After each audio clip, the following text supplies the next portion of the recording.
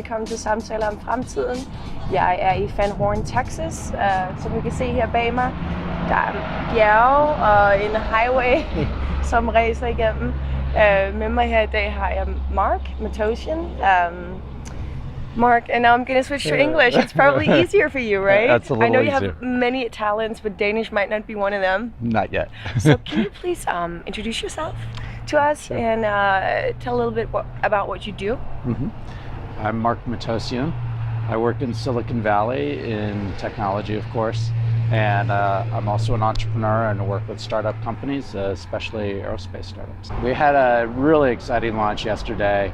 It was the eighth test flight of the Blue Origin rocket, New Shepard. All right, guys, this is so exciting. It's finally happening. It's going to shoot out into space, and then I will receive a tweet, and that will officially be the first commercial Wi-Fi in space. It's going! Oh my God! Whoa! Holy cow!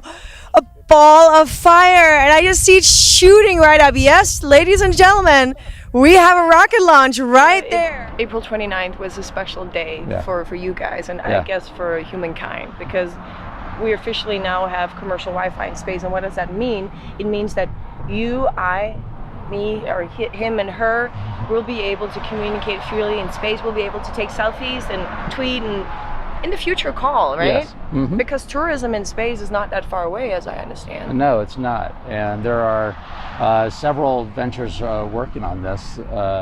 Blue Origin is one, Virgin Galactic is another. And SpaceX is getting ready to launch people into space as well. So there are a lot of opportunities opening up. Yeah, so talking about the opportunities, what do you find is the greatest opportunity of them all for the future with this new technology?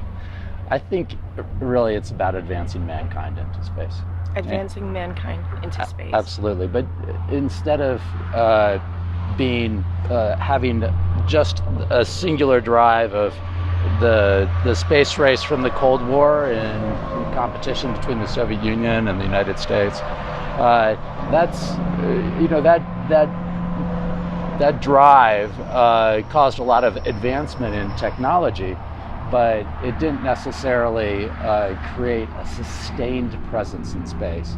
And if we are instead going into space, people going into space to explore, to live, doing commercial space tourism, what that does is that's a sustained presence in space. When you go into space, it's a wonderful experience, but to be able to share that experience in the moment, with the drama, with the emotion, with the excitement, and that's what brings it out, not from the people that are there, the early people that are able to go, but shares it with everyone. And it's that democratization of the experience, that sharing of this experience, and the inspiration that brings.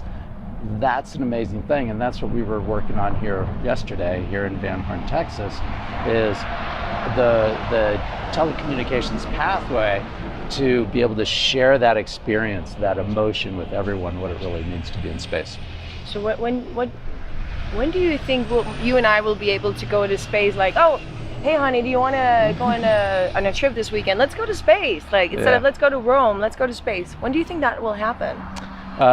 For spur of the moment travel, I think it's not that far away. I think initially it will be a little expensive, of course, but it will be within reach for a number of people.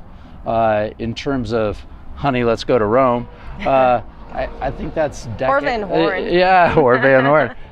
It could be a couple of decades for that kind of travel. I don't want to minimize it. Going to space is really hard. It takes a lot of effort, and we're working on ways to bring the cost down. But as we start, any new technology, it's expensive in the beginning, the first couple of times, very expensive. But as the volume goes up, the cost goes down. And so that, honey, Christina, let's go to Rome together. You're ready tomorrow? And we can do that. And that will happen. Huh, interesting. Every astronaut comments on the global perspective it gives them, seeing the Earth without political borders. Because seeing the Earth without political borders. Yeah, because we always see maps of Earth, and they all have all these lines drawn in them between countries, between people. It separates us. And when you go into space and you look down at the Earth, there are no lines, there are no separations, and it's all one Earth, and it's one people. I like that. That's very beautiful. As an aerospace person, it doesn't get any better than that. Amazing. Thank you so much, Mark. So now I'm going to switch to Danish again. All right. Please, have at it. Tusind tak, fordi I så med i Samtaler om fremtiden. Jeg er blown away i det her, den her ørken, hvor at, det er mellem cowboys og astronauts og brains, ligesom Mark her, som fortæller mig om fremtiden og hvad der er muligt. Det er fantastisk. Jeg håber, I har nyttet at se med. Jeg kan se mig her, nu skal jeg over og have noget morgenmad. Det er den eneste restaurant, der er i morgen, så det bliver nok det. Alright, guys.